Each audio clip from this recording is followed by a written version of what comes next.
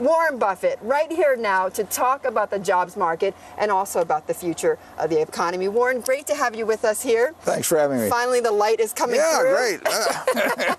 Wish the weather was a little bit warmer. Okay, with the jobs market, since Obama was sworn into the presidency, we've lost 2.5 million jobs here in the United States.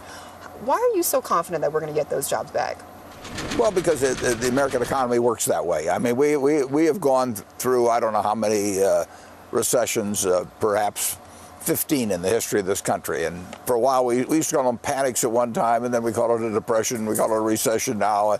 But our system overshoots periodically. And in this particular case, we had a huge bubble. So the fact that there's a correction after that really is not should not be unexpected. But our system always comes back, and it will this time. And it already is. And you think that we will come back, let's say, 2.5 million jobs, or come back and recover most of it by the elections of next year? I think there's a good chance of that. We will come back big time on employment when residential construction comes back. And we way overproduced in houses. I mean, we were forming 1 million or 1,200,000 households, and we were building close to 2 million residential units. Well, big surprise, we end up with too many houses. We're not going to blow them up.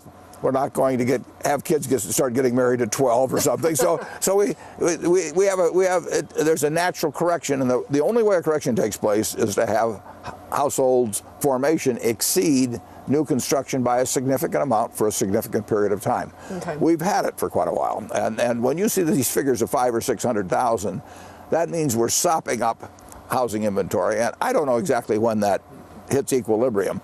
But it isn't 5 years from now, I know that, and I think it actually could be reasonably soon. But what gives you that conviction? I mean, is it something from your business that is telling you this? No, it's more just looking at the data as to how many it looks like we overproduced in the past, and you get some feeling from absorption. We do have a large real estate firm, the second largest in the country, but we're not seeing it yet. There's no indication yet, but it's just as well we stay here at 500,000 or 600,000 until we really have sopped it up, and then we'll get these figures moving back to 1 million or 1.2 million, and you will be surprised, in my view, how fast employment changes when that happens, because it won't just be construction jobs. It'll be our carpet company and our insulation company. All those jobs move with that. It'll be goods moving on our railroad, all kinds of things. So when all that happens in Warren, where is the unemployment rate going to stand in your view? Well, it'll move down a long way. What's a long way? Well, certainly, I think that certainly within a few years, we'll see it back at 6. Back at 6%? I would think so. Okay. Yeah. By the end of next year? No, I don't know about that. It just depends when housing turns. Okay. But no doubt, though, that the jobs market has been really spotty. Hiring has been really spotty. 1 year, 1 month we're up by a couple 100,000. The next month we're down by, into just 50,000 or so. Why are CEOs having such a hard time hiring consistently? Well, you hire when you have demand. I mean, at our railroad, we went from 219,000, that was our peak week of car loadings. That got down to about 151 or 2,000. Mm-hmm. You lay off a lot of people when that happens. We're probably, leave aside the flood problem, we're normalized, we're probably about 190,000 now. You add a lot of jobs when that happens, but you don't add jobs unless you got more cars to carry. And that is true in all our businesses. That's true, whether it's in our brick business, where we're down a lot on employment, or our carpet business where we're down a lot on employment. At the other hand, on Geico, we've got record employment. So you respond to demand if you're a businessman. And all this talk, you hear a lot of talk about, everyone wants to talk about jobs. Well, jobs come with demand. And you're not seeing the demand, but... Well, we're seeing demands a lot of places, but we're not seeing it in the construction field. Right, it's not consistently across the board. Then is it misguided, in many ways to look to the White House to try to help create jobs? I mean, Obama's got this jobs council. He's, keeps creating all these councils to create jobs. Is it misguided that way? Well, people may have to get their expectations too high. I mean, if you look at these 15 recessions we've had since we became a country, and during half that period at least, nobody knew what monetary policy or fiscal policy was. I mean, we cured ourselves, and the system cures itself. And I would say that that's the biggest single factor. Government can do things to make it worse, and they did in the Great Depression. And government can help some, but is the president making it worse? No, the president's not. No. we know the things to do that can help, but they are not, in my view, the prime determinant. I mean, there are things to work through. If you have too many houses, what can government do? I mean, you know, like I say, they can say, well, the 12-year-olds should get married, and then we need a lot of houses. They can say, well, we're going to blow up 1 million houses or something. But as a practical matter, you've got low interest rates. That helps, you know. But that still can be pushing on a string to a degree until you decide to buy a house. But it does mean when you decide to buy one, it's easy to do compared to other periods. So government gets blamed too much, and it may get too much credit when things do improve. But government's a factor. But I would say by far the biggest factor in corrections of the business cycle over time is what I would call the natural regenerative powers of capitalism. Capitalism works. Because I know you have a pretty close relationship with the president. Back in 2007 at a fundraiser, you said that Obama could, quote, lead us to the right place. Yeah. Has he led us to the right place? I think he's leading us to the right place, yeah. I don't think it's easy to do. And you know, it takes some cooperation from Congress. But he has ideas about what America can and should be that are in sync with mine. It's some of it's social issues and some of it's distribution of wealth and that sort of thing. Like what? What a lot of issues? Well, I think, for example, that we've had a period in the last 15 years where the 400 top taxpayers in the United States, if you go back 15 years, they had an average income of about 45 million. Now they have an average income of 350 million in the most recent figures, whereas their tax rates went from 27% down to 16%. Mm-hmm. That's not my idea of America. I mean, I want everybody to get rich, but I think that the rich have a responsibility to pay higher tax rates. So that's when you hear him say, targeting the millionaires and the billionaires, you're saying, go get them? Yeah. Yeah? Yeah. Well, I mean, go get me. I look around at my friends here are paying lower tax rates than the people that are serving us the food. But do they agree with you? I mean, when you're here at Sun Valley talking to them, do they agree with you? I think some do. Yeah, some do, and many don't. But, and are they still talking to you? Oh yeah, they talk to me. I mean, they figure I'm harmless, and you know, this guy will only be around a few more years. The debt ceiling, I know, is a big concern for you. Yesterday, you said something to the effect that we're not going to get a reasonable solution when you've got a gun to your head. What if we don't get a deal, Warren? What happens? Well, nobody knows, and that's why it's a crazy. I mean, what you do if you don't get a deal, you are putting a gun to your head, and you're saying this cylinder has 6 chambers, and we're going to stick a bullet in one and spin it and pull the trigger and see what happens. Nothing may happen. Nobody knows. We don't have a parallel for it in the past, but it's crazy. I mean, which would you rather have, borrowing in the markets 5 years from now? A U.S. government that's interrupted payments because of a squabble, within its Congress. 535 people that couldn't get together when they knew for months that something was coming up that was important, or would you rather lend to somebody that promptly does what's necessary? But you could say that it is the United States. What other alternative do you have, though, to put your? The United States we're a very special place. There's no question about it, and we will pay our debts in the end. So it is not like if we don't pay, we can't pay. We've got the right to print our own money. That's the key. Greece lost the power to print their money. If they could print drachmas, they would not have. They'd have other problems. Right. But they would not have a debt problem. And 17 countries in Europe gave up the right to print their own money. That's enormously important. And we've got the right to print our own money. So our credit's good. I want. Well, the sun has most definitely come up here in Sun Valley. Beautiful. And this, of course, is a big gathering every year where all the media moguls, come together to talk about deals, but also to bring their children together. It's a great family vacation. Warren Buffett, as you know, has been coming here for 20 years, I think. Close. He's gone on the record recently saying that he is eager for more big acquisitions. Basically, his elephant gun is reloaded. Back in February, he told shareholders, quote, well, that's what he said. He said, our elephant gun has been reloaded and my trigger finger is itchy. Using Buffett's own criteria for acquisitions, we came up with 3 possible takeover targets here at Bloomberg. Archer Daniels Midland, General Dynamics, and also Exelon are 3 big companies that may in fact fit into the Berkshire fold. And Warren, I want to ask you, have you ever looked at those companies? Sure, I'm familiar with all 3 of them. Yeah? And my son worked for one of them. Right, ADM. Howard Buffett worked for ADM, right? Right. Any of those interest you? I want to give you a big story, but I wouldn't give it to you on an acquisition. Okay, but they've been on your list. Those are the kind of companies we look at, sure. Okay. Yeah. So it's been a few months since you've said your elephant gun is reloaded. Have you gotten more pitches, or what's happened since Well, then? we used, close to $9 billion on Lubrizol. On Lubrizol, yeah, right. Now that hasn't closed yet, but it will, and so that $9 billion is out the window, and so that the gun doesn't have quite as many bullets as it did, but it rebuilds as it goes along, and we bought some equities that we probably spent $4 billion on or something. Which ones? Which ones? Do these stocks have yet? names? Yeah. Yes, right. Do they have ticker symbols? Yeah, anything. But what space are they in? Can you say that? They're in the space of common stocks. But they're not technology, I bet. No, well, who knows?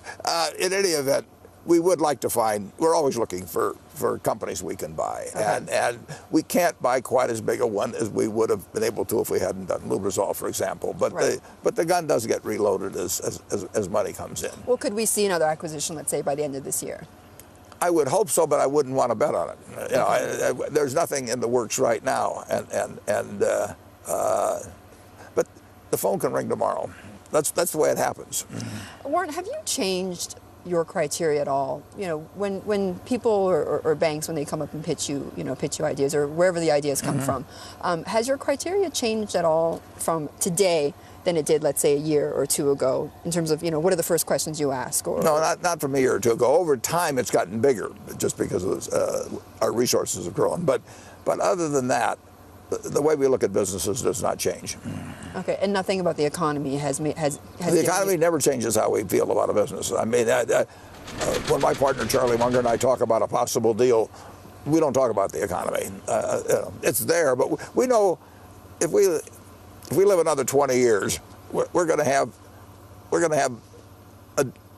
a dozen good years, a few terrific years, and a few terrible years. And we don't know in which order they're going to appear, and it doesn't make any difference. I mean, if Coca-Cola came along in 1886, and it went through depressions and all kinds of things, there probably was not a good time to sell Coca-Cola.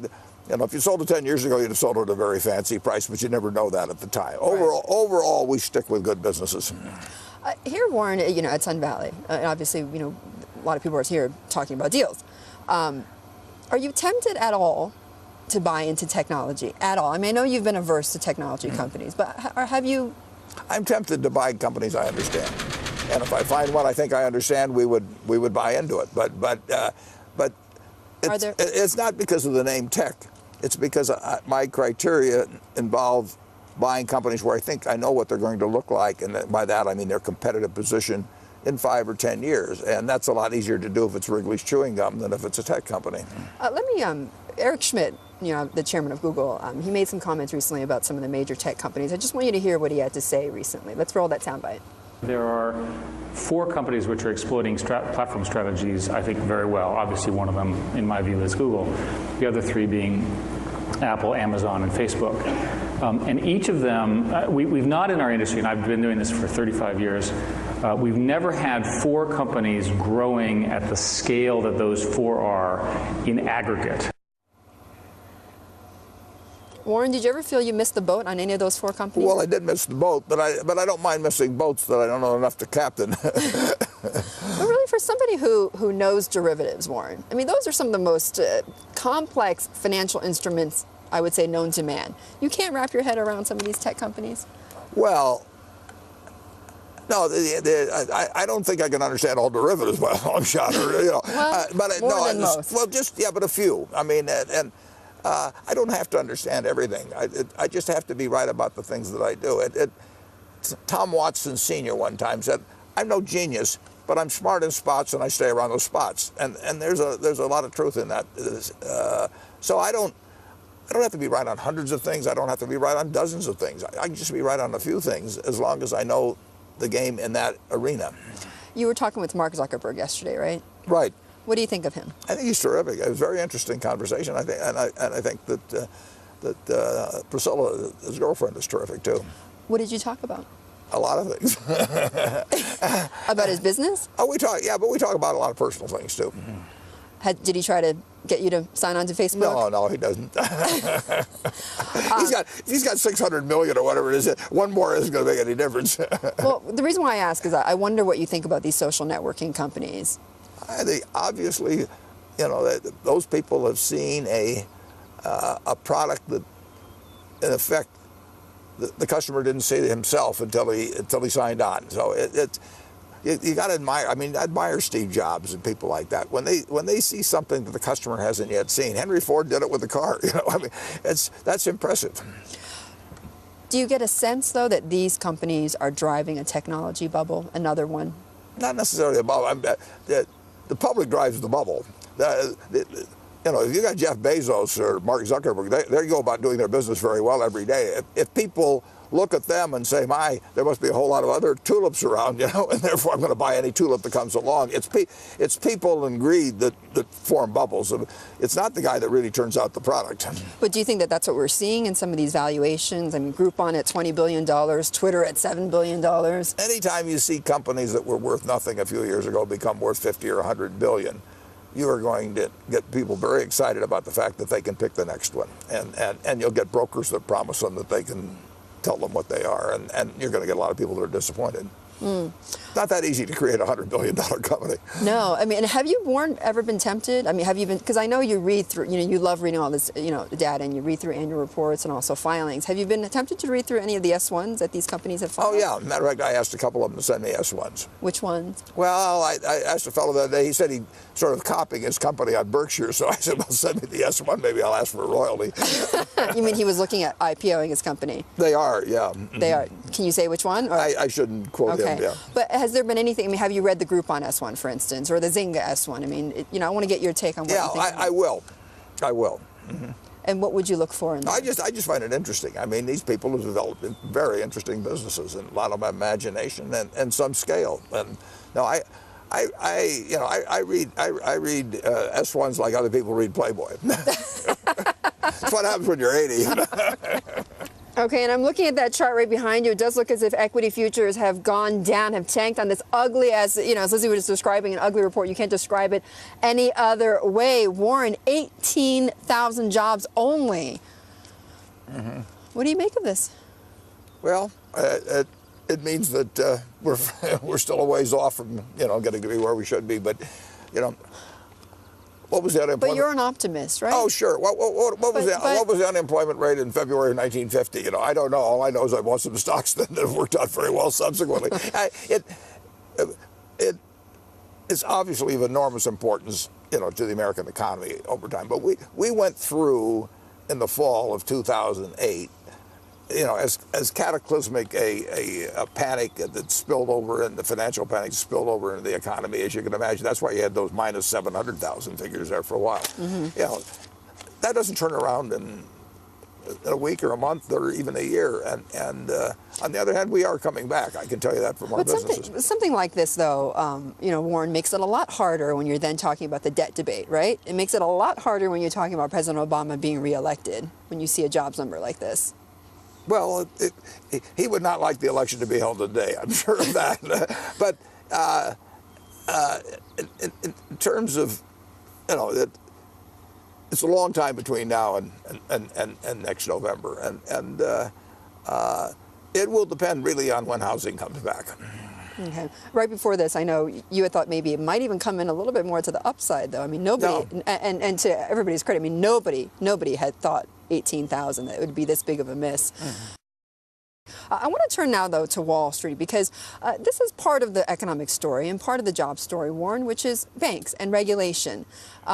Simon Johnson, who's been on our program quite a bit, and I know a name that you know very well, has said that too big to fail is still here, that these banks that we've got have only gotten bigger, and that they're basically government-subsidized entities. Is he wrong?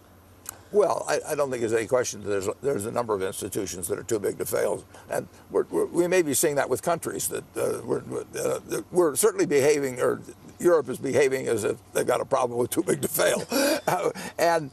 Is Greece too big to fail? Well, that's what we're Greece is certainly too big to fail from the standpoint of the Europeans if it's going to cause a lot of other peoples to fail. It isn't. when people talk about too big to fail, what they're worried about is the next domino, right. and will it tilt over other dominoes? And we decided in this country that Freddie and Fannie are too big to fail. There will be institutions that, and they may be government related, where the feeling isn't so much that they're too big to fail, but that it's too big. They're too big to fail without toppling others and getting a series of dominoes going, which was the problem that we had. What's in the September. difference, though? Is there a difference? Well, if Lehman could have failed in a vacuum, that would have been one thing. But we learned Lehman couldn't fail in a vacuum. Now we know, though, that aside from with the regulation debate, we know that you've quite admired, for instance, Lloyd Blankfein, who's steered the bank through the crisis. What about Jamie Dimon? He steered the bank through the crisis pretty well. He's a fabulous banker, and he probably writes the best annual report in America. And I would advise everybody. I think he models it after you. No. I grab his report when it comes in, and my friends do too. Now he is a very, very smart banker running a very big bank. Have you thought about buying into it? No, we own stock in Wells and USB and M&T, and banking is not going to be as profitable in the future as it has been in the past. Now it can still be plenty profitable, but you make money in banks on assets, and you can have less. You now can have less assets in relation to capital. You can have less leverage, because of these capital requirements. Yeah, so the very nature of it is you'll earn less on capital than was the case a while back. But you can still earn pretty good returns, perhaps. On capital. You think, though, overall for the health of the economy, these capital requirements are good? I think reducing leverage in the financial system was a good idea. Leverage causes a lot of problems, and there's a great temptation. And when you have the federal government in effect backing your deposits, so that people don't have any reason to exercise their own judgment as to whether your leverage is too high, you need some leverage requirements. But a lot of these banks, though, Warren, and you are famous obviously for promoting value investing. I mean, a lot of these banks are trading below their book value. There's got to be a bargain here or there. Well, I hope so. We own a few of them. Some of them, when they talk about book value, though, some of them, there's a difference between tangible book and stated book. And you earn money on tangible book, not on intangible. I mean, you can earn money on some intangibles, but basically there are a lot fewer that are selling below tangible book than are selling below their stated book. Okay. Well, Goldman, we know, is one that you did invest in. During this, you had the preferred shares. We bought preferred shares, and we've got warrants left. They called our preferred. And yesterday, you also said that that you were going to exercise those warrants, like you said you would, in 2013. As long right? as the stock's above 115. Well, that was my question. Is would you exercise them any earlier if they did obviously fall below that 115 strike price? Well, there'd be no reason to exercise them at all if they're below 115, right, because they have no value. Yes, but no, the answers were very, very likely. Well, we'll only exercise them if it's above 115. I would expect it. It's likely that it'll be above 115. We will exercise those warrants very close to their expiration date. Okay, so can we defer from that? Can we infer from that then that you expect that stock price to rise, or at least, again, as you say, stay above 115 until 2013? Well, I think there's more chance that it will than it won't, but stocks can do anything. Right. And the economy can do anything. Yeah, and they have.